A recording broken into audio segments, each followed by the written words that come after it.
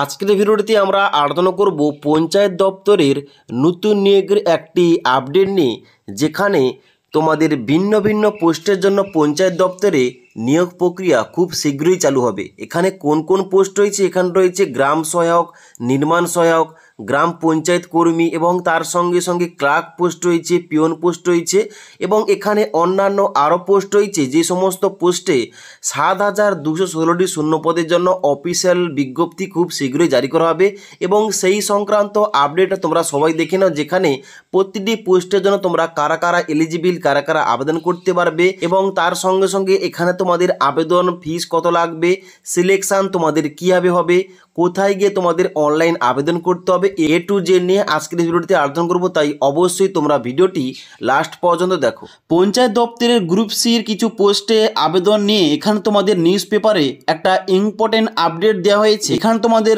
আপডেটে বলা হচ্ছে 30 স্তর পঞ্চায়েতে 7,000-এর বেশি শূন্যপদের নিয়োগ পরীক্ষায় ফি নেবে না রাজ্য। যেখানে তোমরা নিচের দিকে এলে দেখতে পাচ্ছ, এখানে তোমাদের দেওয়া রয়েছে প্রীতেশ বসু কলকাতা বেশ কয়েক বছর পর পঞ্চায়েতের 30 স্তরে একসঙ্গে 7,216টি শূন্যপদ পূরণের ছাড়পত্র দিয়েছে মুখ্যমন্ত্রী মমতা বন্দ্যোপাধ্যায়ের মন্ত্রিসভা।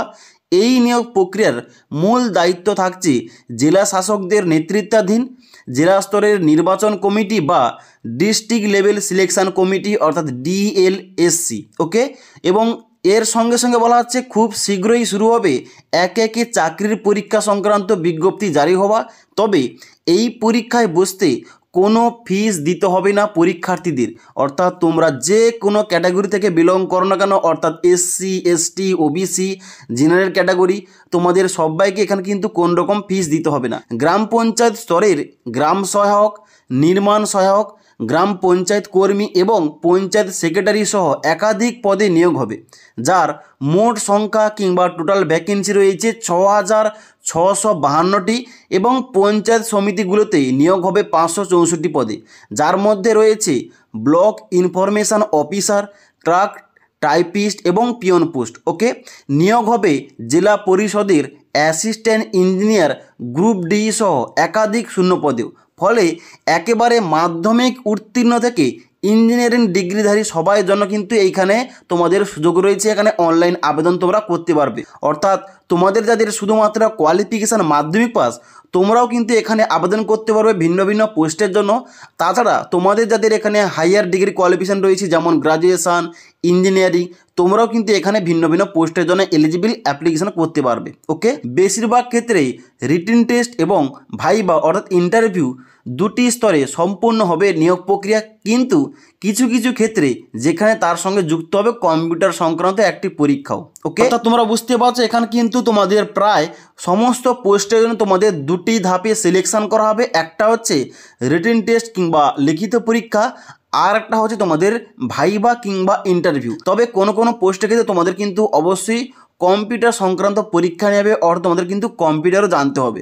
ওকে, এবং তারপরে তোমাদের বলা হচ্ছে প্রশ্নপত্র তৈরি থেকে শুরু করে ওয়েমার সিট ছাপান্ন সমস্ত দায়িত্বই থাকবে ডিএলএসসিগুলোর উপরে, অর্থাৎ ডিস্ট্রিক্ট লেভেল সিলেকশন কমিটির উপরে কিন্তু এই দায়িত্ব দেওয়া হবে।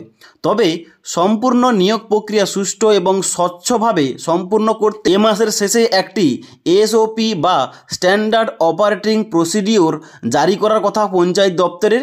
পঞ্চায়েতের রিক্রুটমেন্ট রুলসকে সামনে রেখে তৈরি এই এসওপি অনুযায়ী নিয়োগ প্রক্রিয়া চালাতে হবে ডিএলএসসিগুলোকে, অর্থাৎ ডিস্ট্রিক্ট লেভেল সিলেকশন কমিটিগুলোকে। ওকে, যেখানে পরিষ্কার বলা থাকবে নিয়োগ প্রক্রিয়া স্বার্থে কোনো বেসরকারি সংস্থাকে নিযুক্ত করা হবে না এবং তার সঙ্গে সঙ্গে বলা হচ্ছে নিয়োগ প্রক্রিয়ার জন্য একটি পৃথক রিক্রুটমেন্ট পোর্টালও তৈরি করছে রাজ্য। বিজ্ঞপ্তি জারি হলে সংশ্লিষ্ট পদের জন্য এই পোর্টালে ঢুকেই আবেদন করতে হবে তাদের এবং এখান থেকেই তারা ডাউনলোড করতে পারবেন পরীক্ষার অ্যাডমিট কার্ড। ফলে নিয়োগ সংক্রান্ত সমস্ত কাজ হবে একেবারে অনলাইনে, যা প্রতিটি ডিএলএসসি নিশ্চিত করবে পঞ্চায়েত দপ্তরের তৈরি এই পোর্টালের মাধ্যমে।